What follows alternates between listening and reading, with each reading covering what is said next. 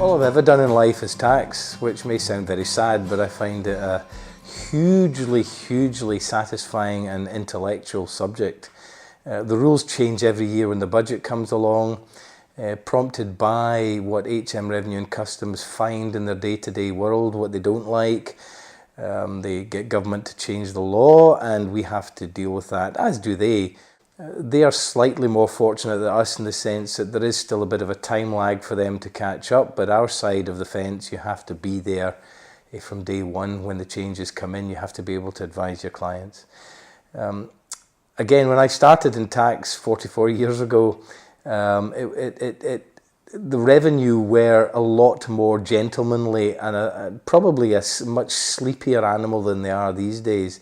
They merged with customs, and customs, of course, was a department that was brought in to deal with gun running, smuggling, and a completely different kettle of fish from a person filling in their tax return.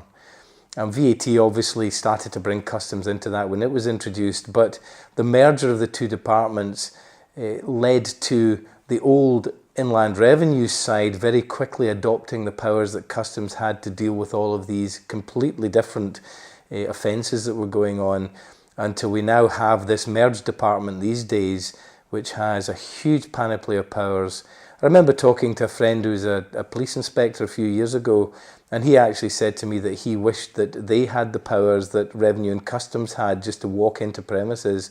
They can't do it as easily as Revenue and Customs can. So Revenue and Customs are not somebody to be tangled with lightly. They are just people doing their jobs, so at the end of the day, nobody has any difficulty with that.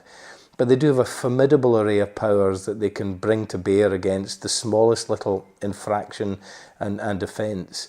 And we see that coming through on a day-to-day basis now with late pay-as-you-earn submissions, all of these things. You need somebody in your camp who can deal with them. And my job here is to be the client's advocate with HM Revenue and Customs. Having worked for them, I know a lot of the jargon, I know how to talk to them. They instantly recognise that at the end of the day, that doesn't actually give me any leeway, but it does mean that we can get to the root of any problem very quickly. At the end of the day, they are not a department to be ignored because of these powers that they have.